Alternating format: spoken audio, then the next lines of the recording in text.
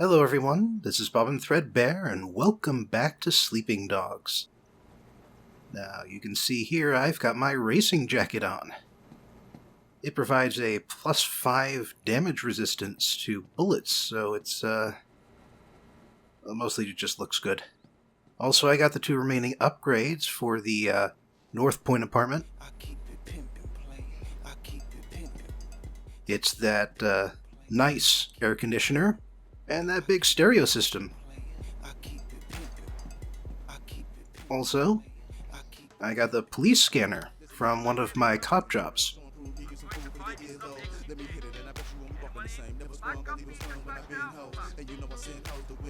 The police scanner has no practical use.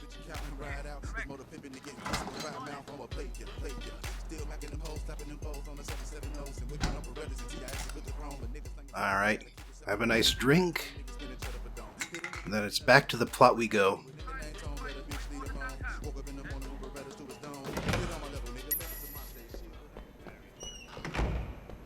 Yep, our next mission is Fast Girls, hence the racing jacket. For that matter, I should probably pick up something that's fast here. Can I help you?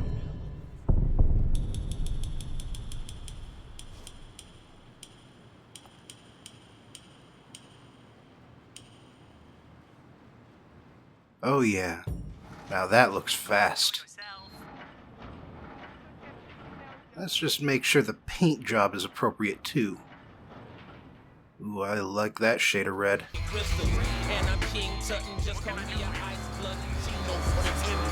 Too bad I won't be able to use it. I don't mind you fucking her. It's one of the perks.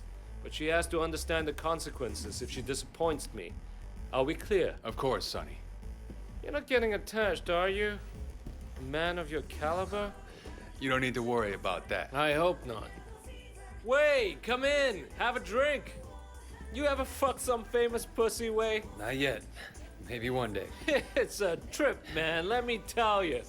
You drive by one of those billboards the size of a building, and you tell yourself, I'm going to her place, bend her over the table, and then you do it. There's no other feeling like it. Yeah, okay.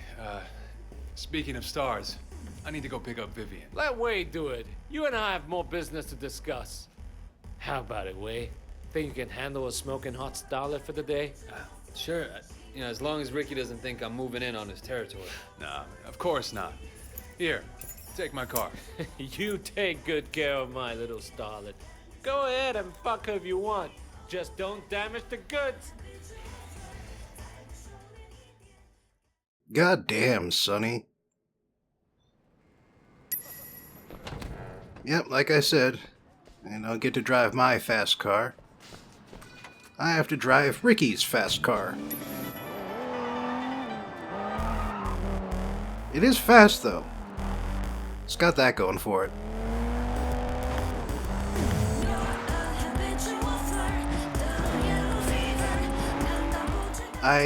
I think this song is the one sung by one of the 2 people we're about to meet. The singer who is Ricky's girlfriend, no matter what Sonny thinks of the matter.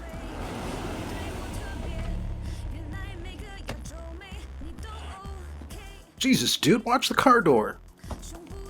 Who are you? I'm Way. Ricky sent me. Didn't he tell you? No, I was expecting Ricky. Everything okay? Everything is not okay. Is it wrong of me to want to see my boyfriend? Why do I have to put up with this? No, Vivi, it's not wrong. And you put up with it because Ricky loves you. But But what? since your boyfriend isn't driving, I get to sit in front. Why are the bad ones always so good looking? I'm Sandra. What's your name again? It's Way.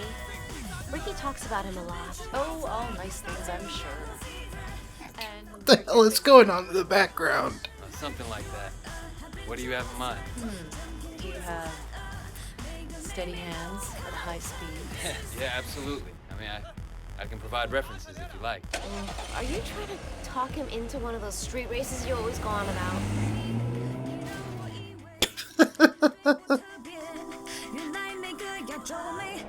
So what's the deal, Way? You a gangster like Ricky? He's not a gangster, don't say that. Let's say I'm as much of a gangster as Ricky. That's too bad. Recently I've wanted to date a gangster.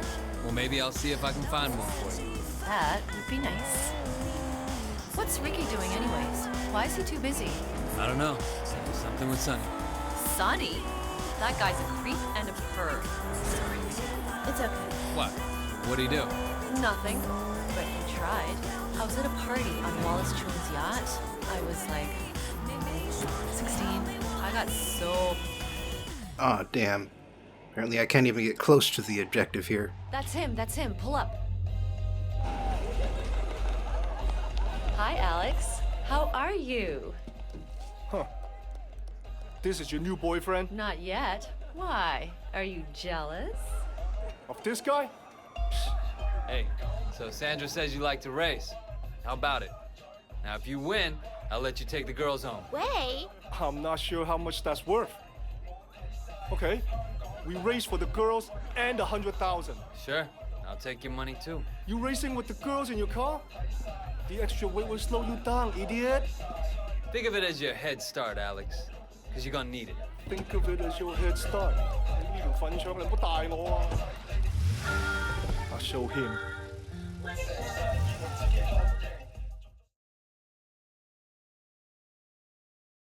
This is gonna be great. All right. Vivi and I won't talk. You know what? I got a couple of girls in the car. I'm gonna do one better than I normally do for these races. I am not going to touch a thing.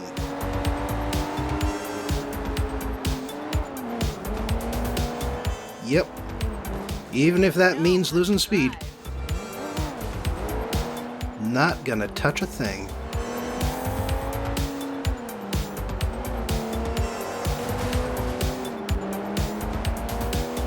Because you know what? I don't have to play by the normal rules. I can give myself a handicap. Because this is a decently fast car, and everyone else, as you can plainly see, is already behind me. And we're 1/3 of the way through the course. But I don't think they're going to get any sudden bursts of speed in the last 2/3. Oh. Oh my god, my heart is beating so fast.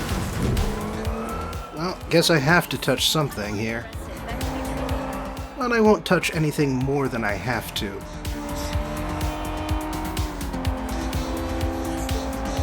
Huh, police are already gone. Kind of sad, really. What the hell? It's back. Oh, and now it's rubber banding. But you know, I said I'm not going to touch anything. I mean it.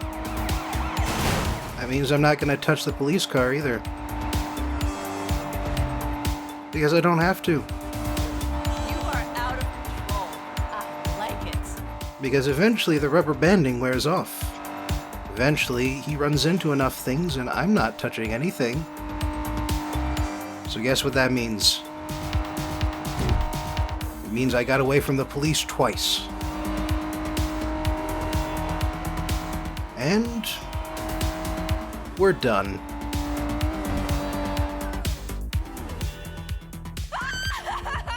Oh my god, my heart is beating so fast. Wait. Steady hands. Gotta give you that. Thanks. Oh, get a room, you two. Oh, shit! The police! Oh, cops, perfect. Okay. Guess we're getting away now, and alright, there's a passenger on that side. The police! The police! Are they after us? Oh no! Don't worry, it'll be fine. Wait. Yeah, it'll be fine, don't worry. Yep, just a few sharp corners. I mean, they are at a level 2 police attention here. But, By the way, take note of the trunk's immaculate, shape. And by the way, that whole not touching things, still in effect. Still not gonna touch anything. Oh, and see, here we go. Oh, we lost him, thank God. Nice work, Way. You're driving us home, right? Of course. Well, unless Sandra has some other exciting plan. Nah, I'm all excited out. But you can take me for a drive anytime. Well, I might just take you up on that. Oh, get a room, you two. I think that's a bit later. Oh, you are a confident bastard. I like that. But I'm promising nothing. You take me racing, and we'll see if you have what it takes. What? This wasn't enough for you? No, it was good. So, I want to do it again. You see, I find something exciting that I like to do, and I want to do it again and again. All right. Well, maybe, but I doubt Ricky will lend me his car again. Oh, well, get another car. I might be able to do that. Got a garage full of the damn things. Oh, that's it, just over there. Anything else? Alright then.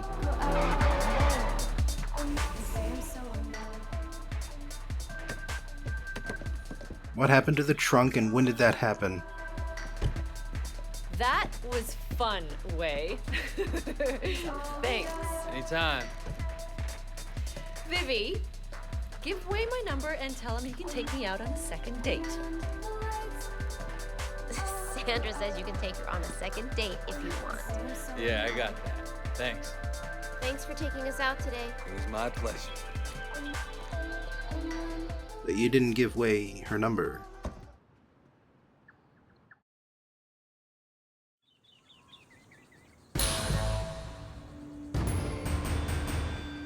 Nice. Kennedy Town apartment. Apparently I got her phone number after all. Not much longer now.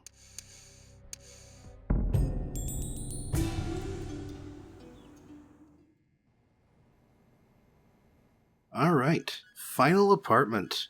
The one in Kennedy Town. It's even nicer than the one that was downtown. Man, look at this vista. Alright. Something about Sunny Woe, I believe. Yep, here we go. Yeah, a newspaper article about the infamous Sunny Woe.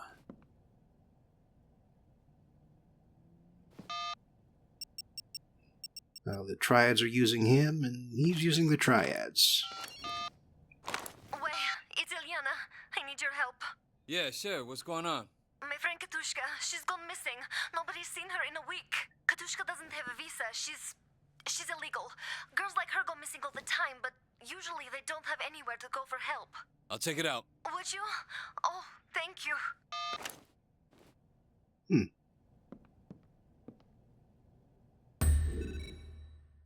Alright, and we've also got the cop jobs in Kennedy now.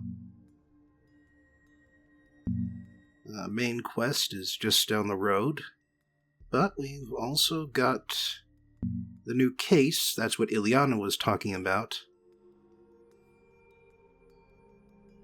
And over here you can see that the next DLC mission for the car is active. Hello?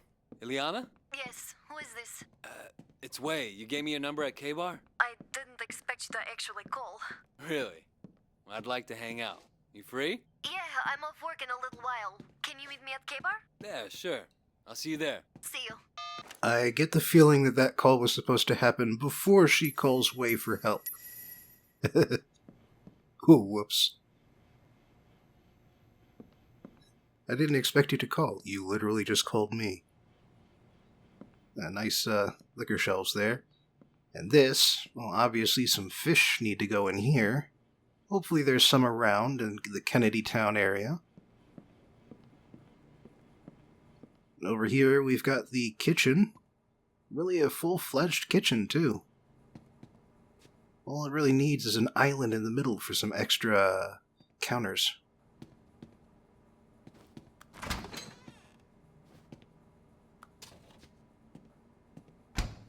We'll just refresh my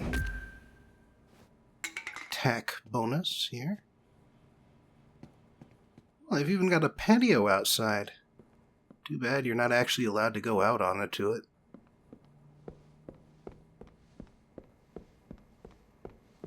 Alright, but, you know,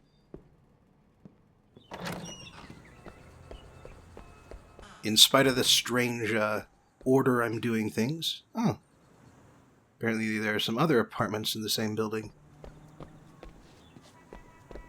You have a car in here? But yes, in spite of the odd order of things I'm doing this in, I'm going to go date Ileana next. You go enjoy yourself. What colors do we have here? Sort of a burnt orange. Alright. Well, you didn't need to see the car drive, so... Hello. You off work now? Yes, it's nice to have a break. Let's go out back. Hey there. Hey, you heading out? Yeah, I'm going for a run. I like to work up a good sweat now and then. You? Well, you could talk me into it. Follow me. Let's see if you can keep up. Interesting.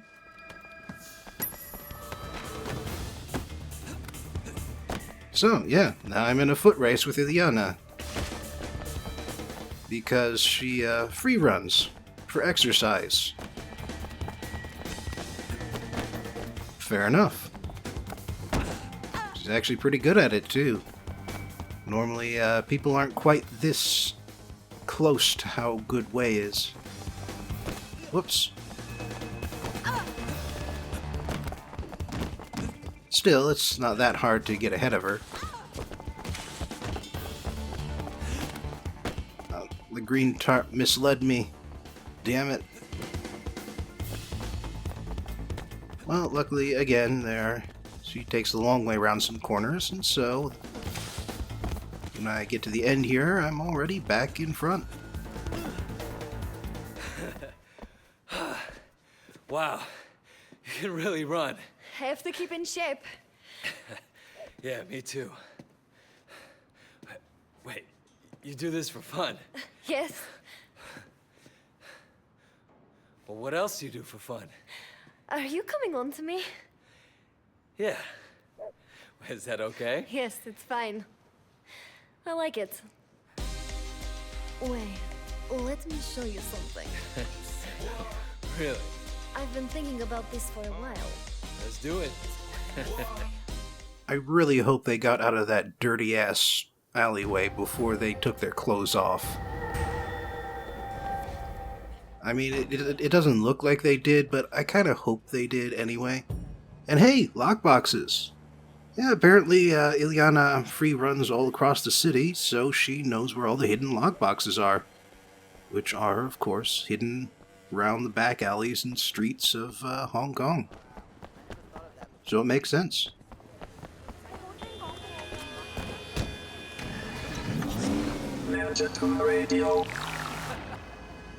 For a relaxing getaway, visit the island of Panau, an exotic location where beauty and luxury are an everyday pleasure. Sunbathe on long golden beaches. Yeah, you can see that there are some gray lockboxes on the map here. What I'm doing right now is I'm trying to get to them. Come to Panau for a holiday without running over too many people along the way. But the problem is that there's a lot of levels to the walkways around here. You can see what I mean right here. Oh, I can do something about that. Yep.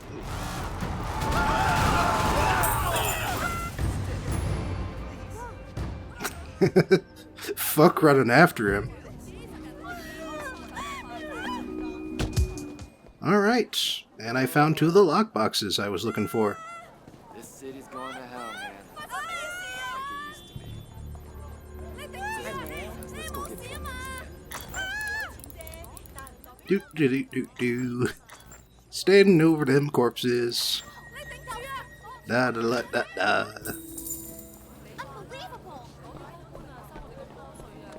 Alright, now let's go back for the other one. Maybe not commit any more murders than I already have. Or maybe I'll just get the other one later. Apparently. You know you're supposed to get out of the way when you see a car coming down the stairs at you? I mean, that just seems like common sense. Especially when it's honking at you. Huh. Somehow I just sort of went under that one guy. Sandra? It's Way. Took you long enough to call. Well, sometimes you have to wait for good things. Waiting isn't my strong point. So, you taking me driving? Yeah, I'll come pick you up. I'd like that. Cool. I'll be there soon. Ciao. Alright. 2 dates in 1 video. Again. Ooh, I like the look of that.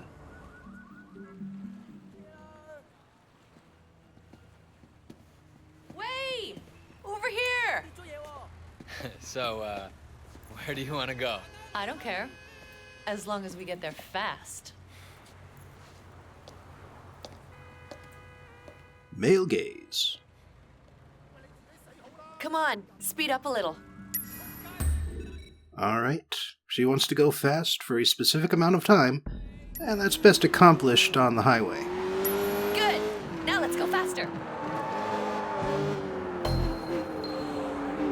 Is that as fast as you can go? Oh, when I'm getting on the highway, yeah. You're driving pretty slow.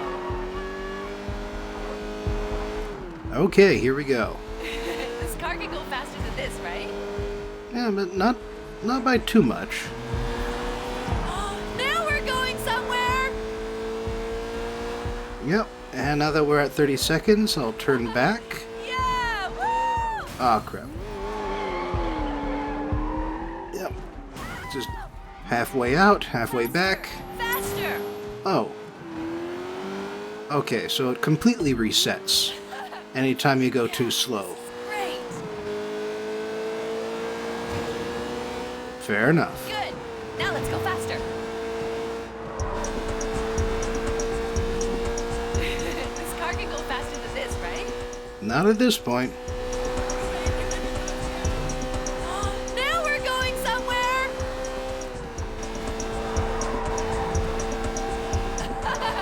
Yeah! Woo! I love it! Yeah! All right! Faster!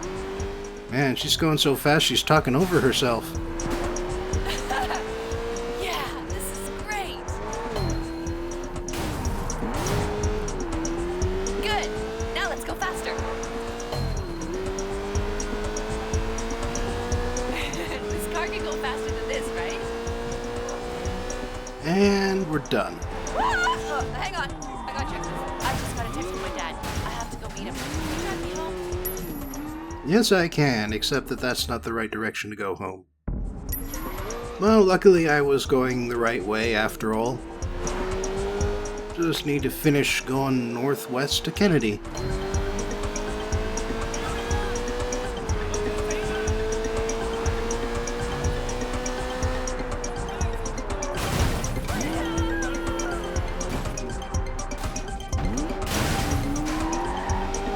Alright, we're almost there now. Odd that she's suddenly quiet here, though. Like, depending on which direction you went, this could take longer than the speed drive itself. You think the developers would have had something for this section? Well, apparently not. Oh well.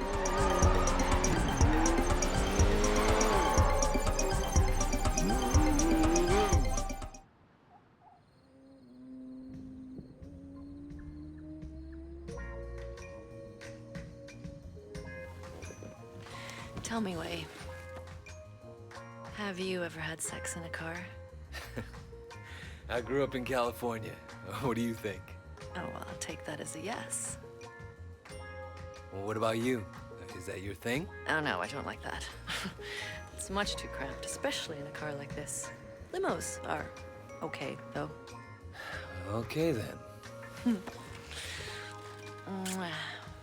No need to get the door for me. Thanks for the ride. It was very exciting. I like exciting rides. Sandra, hang on, hold on. Come over here. You are such a bad, bad boy.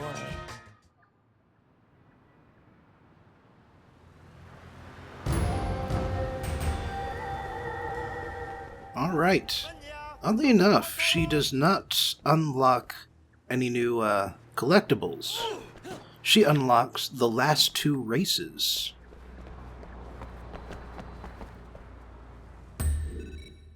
Very unusual.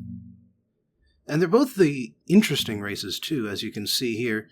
They involve going through all of this twisty stuff throughout all of the middle of the island. The stuff that's really meant for racing. You know what?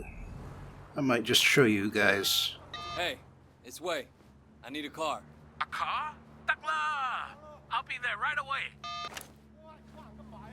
Oh, come on. Have you never seen a man standing in the middle of the street before?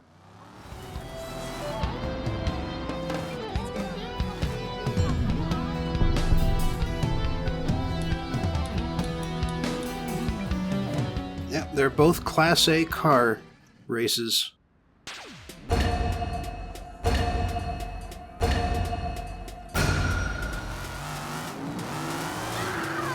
Oh, geez. Sounds like somebody got the flag, girl. Oh, no, you did not just pull away from me. Oh, Mr. Shortcut. Luckily, the competition very rarely uses those. But I do want to show them off. You know, if I can. Because there sure are a lot of them. I just missed the other one. Yeah, that one shortcut leads directly into the next.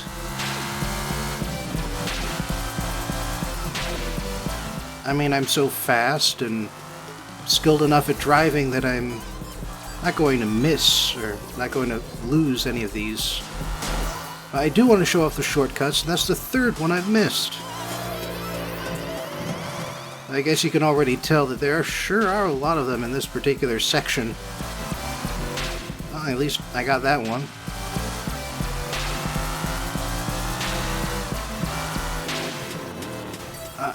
Turned too early.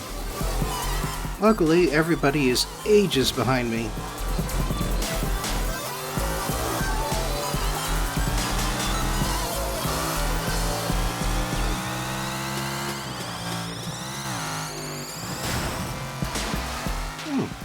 Interesting tunnel section here.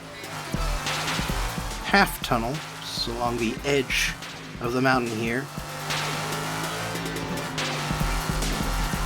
Oh, now we're in the full tunnel.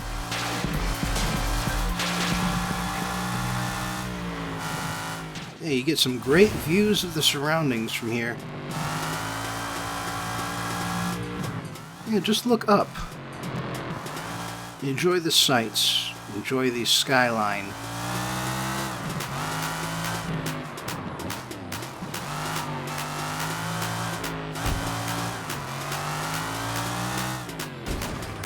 Oh, that's another shortcut I missed. Damn, look at how far everybody is behind me. I mean, I know I'm driving the fastest car in the game, but even so, that's got to be embarrassing for them.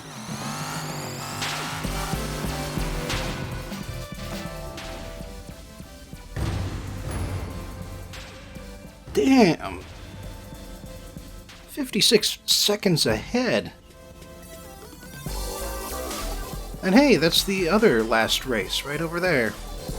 Convenient. So I might as well.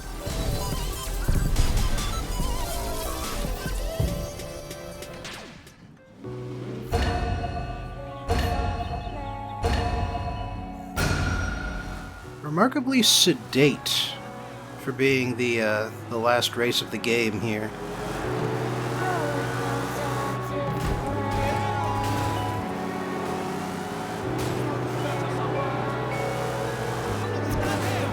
Okay, I got the shortcut this time here. Kinda lost all my velocity in the process, but still. Alright, and so where the last race went left here, this time we're going straight across. Exploring the last little bit of the Victoria Peak switchbacks. Sadly, there's not as many shortcuts on this part. But hey, you get some new scenery to enjoy. And this one even goes into town a bit. Maybe not too much, but still.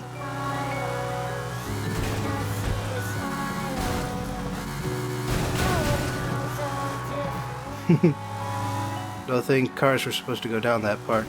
Oh, jeez. Jump. Oh, no. Oh, no. Oh, yeah. I made it. Ooh, that was a close one, though.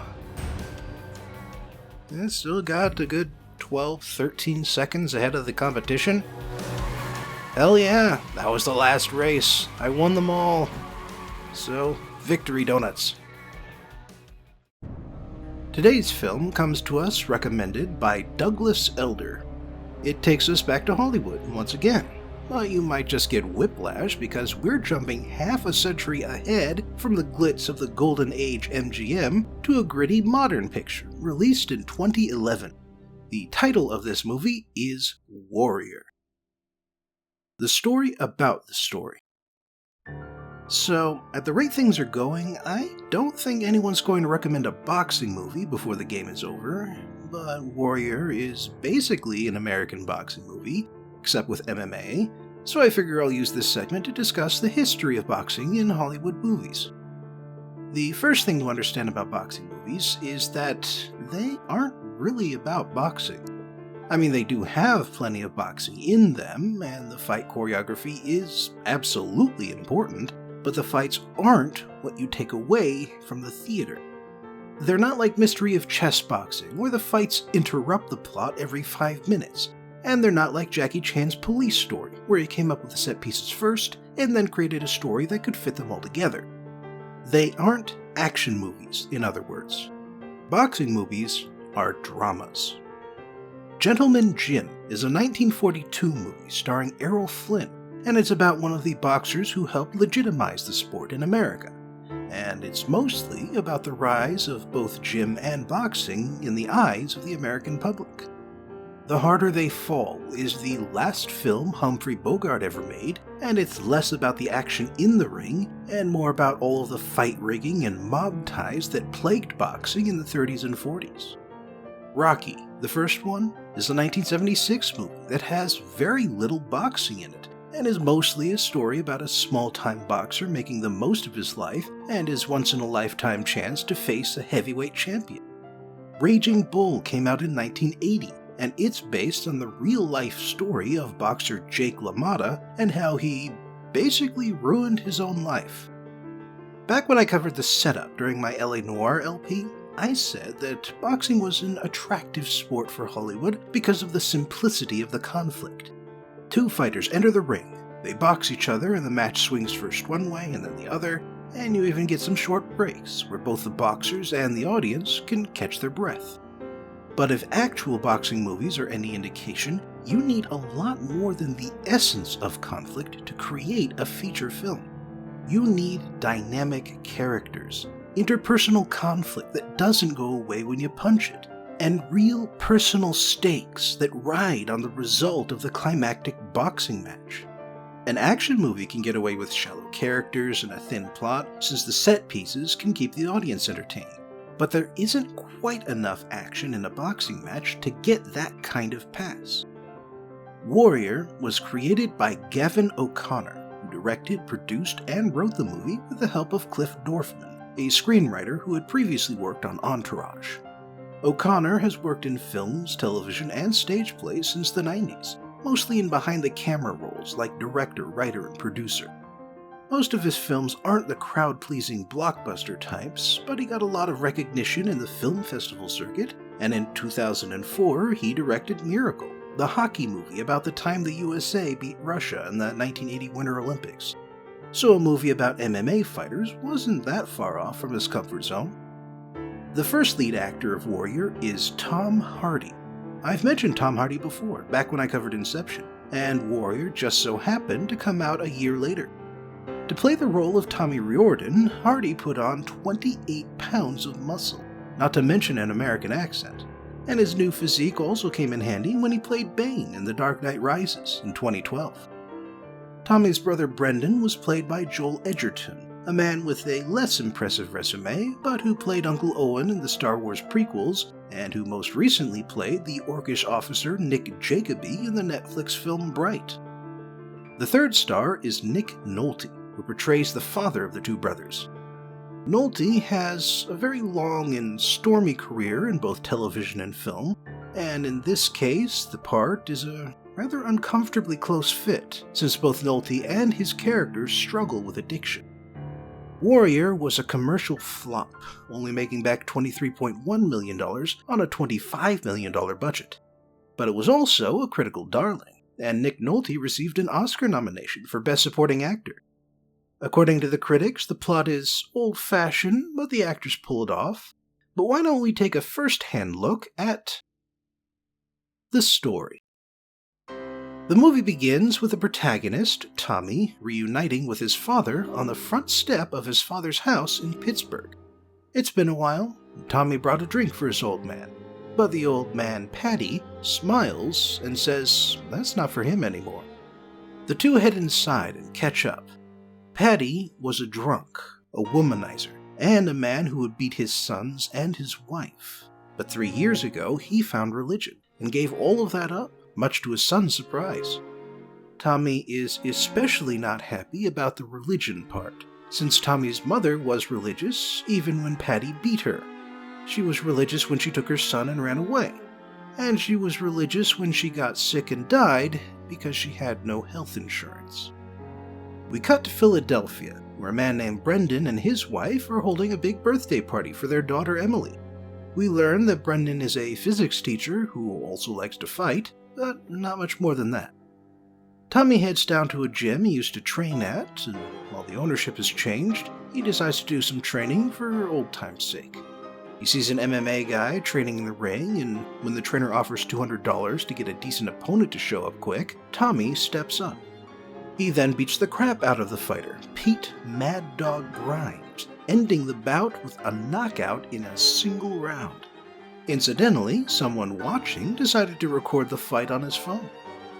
Oh, and I figure I should mention here that this movie is another one that suffers from American fight cinematography.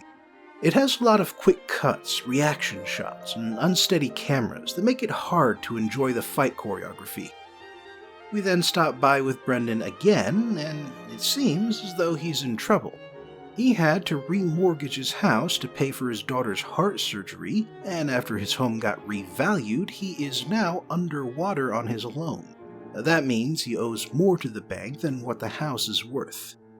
Now, that isn't really an immediate problem, unless he needs another loan or wants to sell his house, but the movie is using it as a deadline. If he can't come up with some extra money in 90 days, then either it's foreclosure or bankruptcy. That night, we get some more information on Tommy. He was a champion wrestler back in high school, and Paddy managed his son personally. Then Colt Boyd comes to Paddy's house.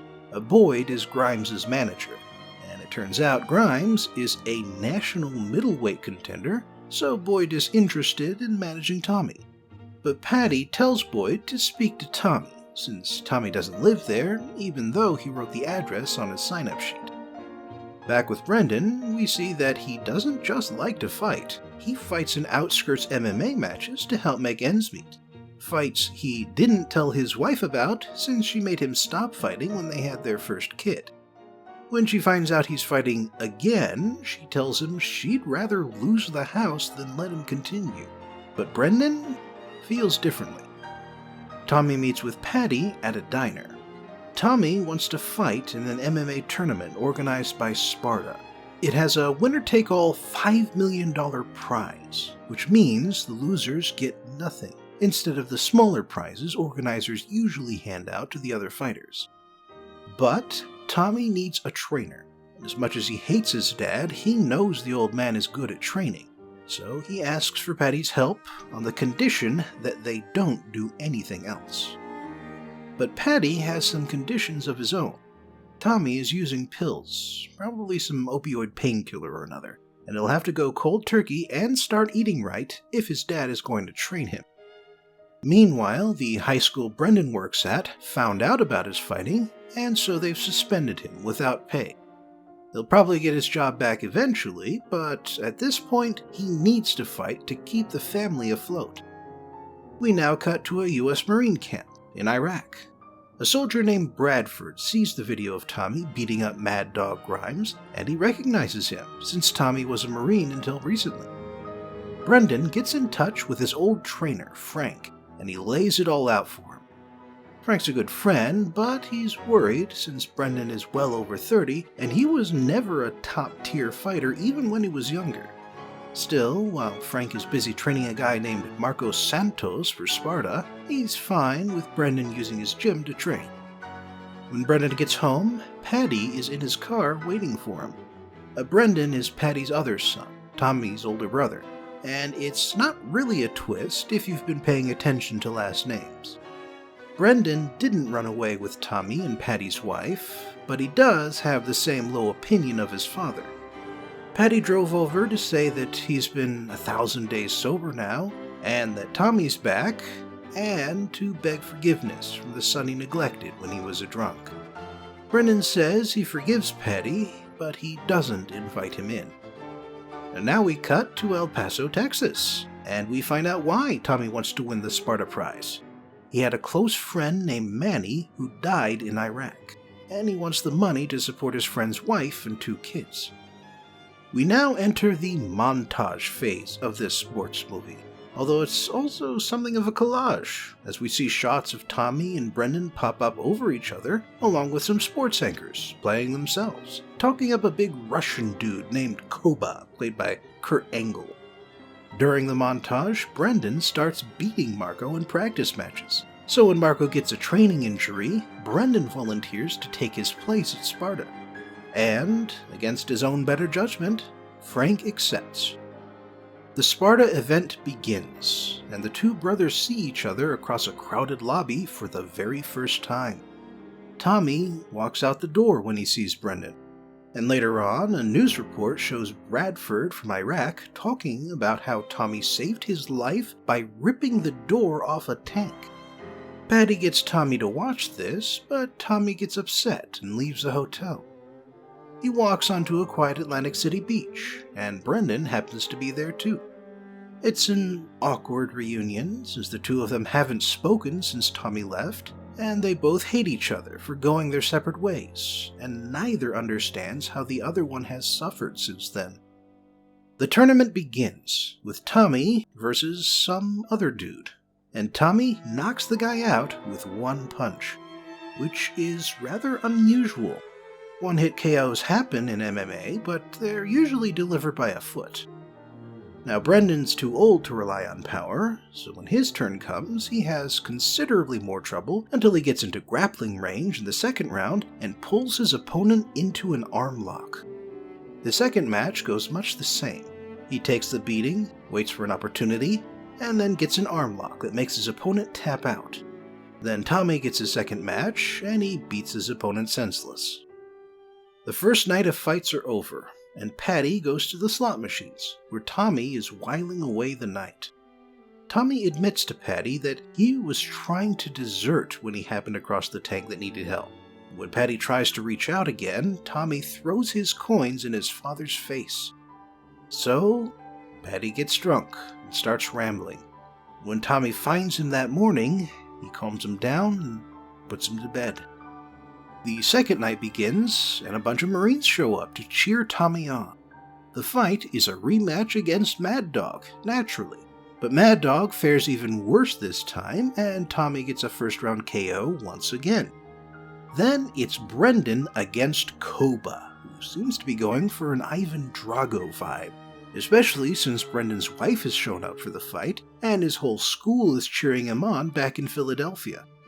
Koba is strong enough that taking the beating isn't really an option for Brendan this time, and he gets utterly demolished for 2 rounds.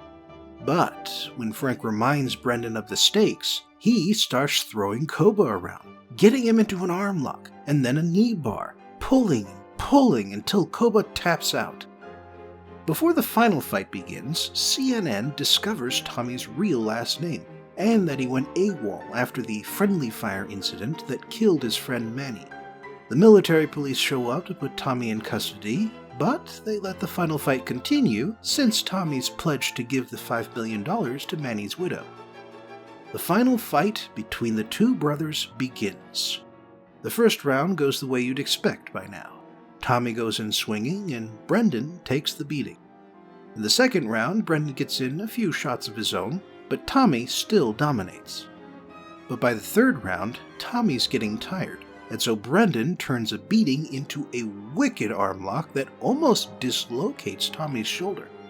Tommy can't use his left arm after that, and so round 4 is much slower as Brendan keeps his distance and tells Tommy to give up. He eventually starts laying into him since Tommy refuses to back down, and this is when Patty finally reaches the arena, having sobered up and called a cab.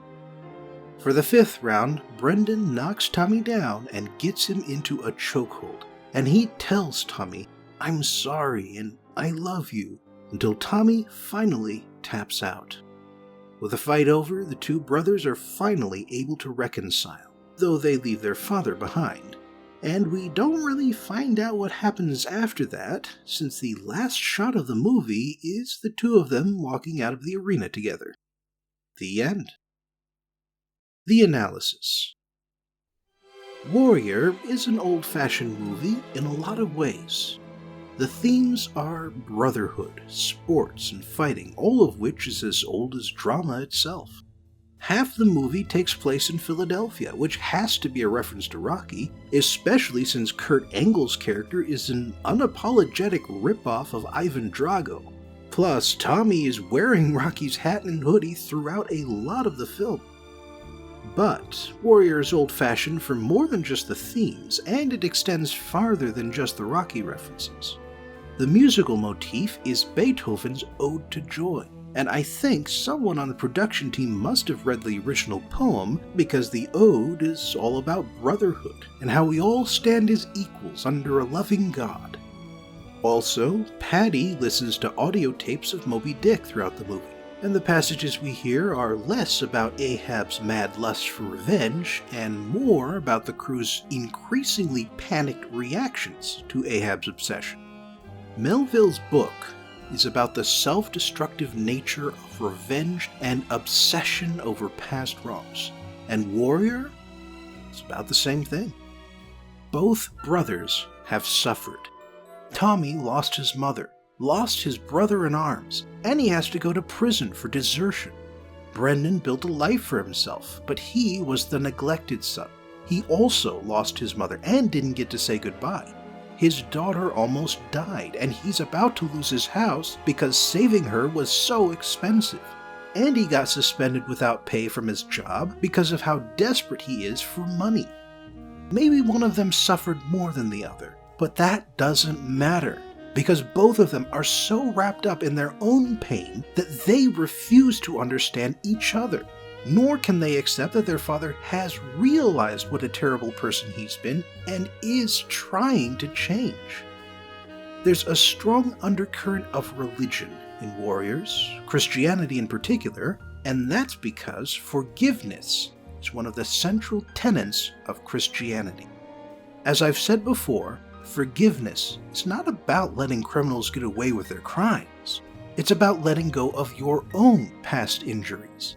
It's about giving up on your anger, however righteous it might be, so that the anger will stop defining your life.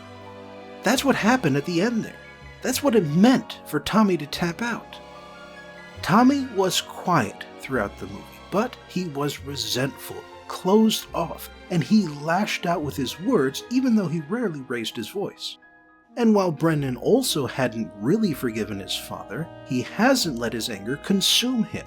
He's able to reach out to his wife and to his trainer. And maybe Tommy had moved on before Iraq and everything that happened to him there, but when the movie starts, he is in a bad place emotionally. And that is why Tommy had to be the one to lose in the end, because he needed to let go, to give up. Not for his brother's sake, and not for his father's, but for himself, so that he can move on. Thanks for joining me again for today's film review, and I hope I'll see you next time as I cover my first Shaw Brothers movie.